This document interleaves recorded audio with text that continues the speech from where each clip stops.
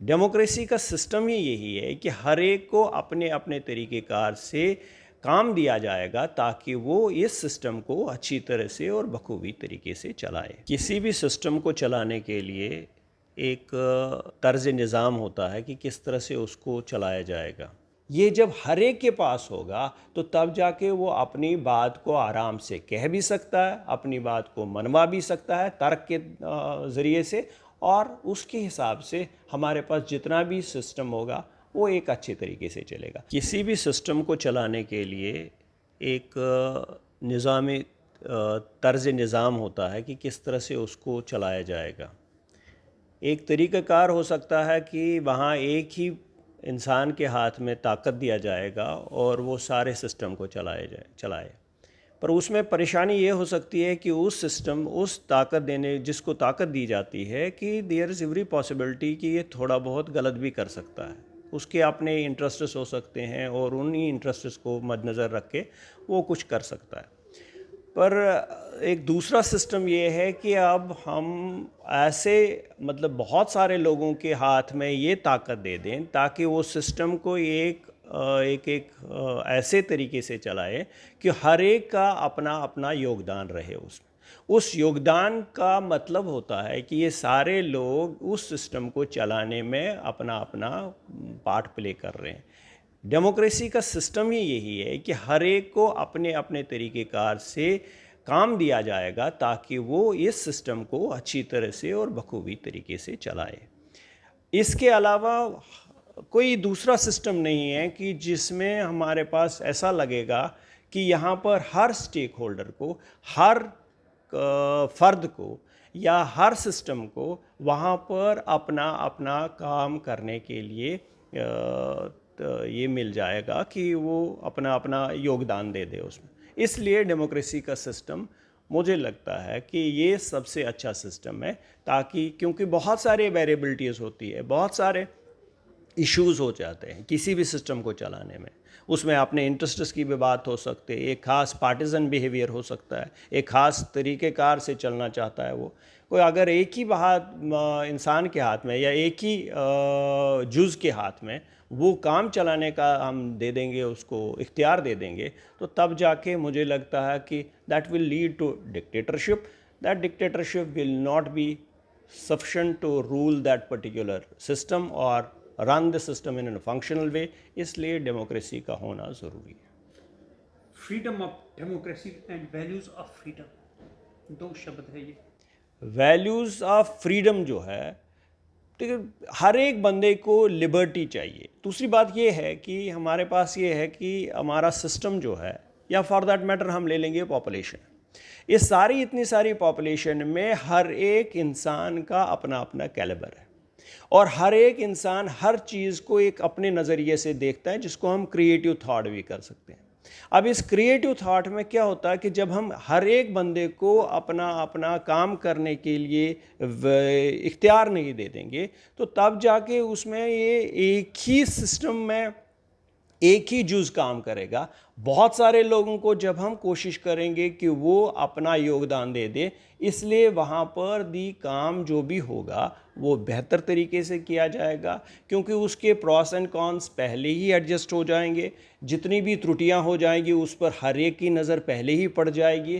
तो that means ये freedom of thought, freedom of expression, freedom of doing things, ये जब हर एक के पास होगा तो तब जाके वो अपनी बात को आराम से कह भी सकता है, अपनी बात को मनवा भी सकता है तर्क के ज़रिए से, और उसके हिसाब से हमारे पास जितना भी सिस्टम होगा वो एक अच्छे तरीके से चलेगा। वो that means freedom in democracy is Paramount, क्योंकि डेमोक्रेसी का मतलब ही है फ्रीडम। अब अगर फ्रीडम नहीं होगी तो तब जाके हमारे डेमोक्रेसी का मतलब ही कुछ नहीं होता। दूसरा है फ्रीडम कि हमारे पास बहुत सारे जुज़ है। फ्रीडम हो गया हमारे पास एक किस्म का पॉलिटिकल फ्रीडम, मैं अपना काम खुद करूं, ये हो गया एक। दूसरा होगा फ्रीडम ऑफ थॉट, कि कभी कभी ऐसा होता है कि हम दूसरे के जहन में अपने थॉट डाल देते, that is not freedom of thought. वो उसमें क्या होता है कि वो हमारे सोच के हिसाब से चलता है। साहित्यकार साहब, हम बात कर रहे हैं 15 सितंबर को इंटरनेशनल डे ऑफ डेमोक्रेसी मनाया जाता है। जेन्युइन इलेक्शंस कितना रोल अदा करता है इसमें? देखो, डेमोक्रेसी की बैकबोन या डेमोक्रेसी की बेस या जो उसको बोलेंगे हम उसकी बुनियाद, वो तो इलेक्शंस। कहने का मतलब कि मैं कहूँगा डेमोक्रेसी है, बट ऐसा होगा कि मैंने किसी को चुना नहीं, मैंने किसी को सिलेक्ट किया है। सिलेक्ट करने का मतलब है कि मैं किसी को चिमटे से उठा रहा हूँ और बिठा रहा हूँ किसी जगह। तो इलेक्शन का मतलब हो गया कि जब सारे लोग उस पर विश्वास करते हो, अगर वो विश्वास करते होंगे उस पर, तो तब जाके हम समझ सकते हैं कि ये बंदा उनकी नज़रों में बेहतर कैंडिडेट है उस वक्त को। दैट मीन्स अगर इलेक्शंस ठीक तरह से नहीं होगा, it is a farce then. तो कहने का मतलब कि हमारे पास डेमोक्रेसी का बेस जो है वो इलेक्शंस। अब इलेक्शंस तो होने चाहिए ट्रांसपेरेंट। अगर इलेक्शंस ट्रांसपेरेंट नहीं होंगे तो इसका मतलब हो गया जो हम अचीव करना चाहते हैं through democracy, through participation of the people in governance, वो हमारे पास नहीं आ जाएगा। तो दैट मीन्स हमारा इलेक्शन तो पहला रिक्विजिट है so as to have an healthy democracy. Young people in democracy कितना देश को मजबूती दे देता है? यंग पीपल का अगर हम, सबसे पहली बात है कि अगर हम देखेंगे कि जितने भी यंग पीपल है या यंगस्टर्स है, रादर यंग पीपल नहीं कहेंगे, यंगस्टर्स जो है, जितने भी यंगस्टर्स है, क्योंकि फ्यूचर तो उनका ही है। जितने भी मतलब बुजुर्ग टाइप है या जो सीनियर सिटीजन्स कहते हैं या जो उनको अब अपने एक ख़ास सांचे में डले हुए हैं, वो अब एक ख़ास तरीक़ेकार से चलते हैं।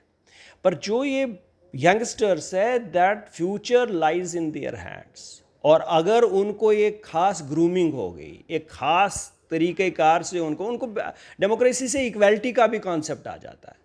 उनको ये भी लगता है ये मेरे, ऐसा नहीं है कि ये मेरी ज़ात का है या मेरे रिलीजन का है या मेरे रीजन का है या मेरे, उसमें यंगस्टर्स को अगर ग्रूमिंग पहले आ जाए कि डेमोक्रेसी का मतलब है they will give due importance to each others thought, तो इस तरीके से मुझे लगता है कि यंगस्टर्स के ही कंधों पर डेमोक्रेसी को आगे चलाने की जिम्मेदारी है। अगर हम इंडिया की बात करेंगे, इंडिया की डेमोक्रेसी कैसी है और किस पायदाने पर खड़ी है?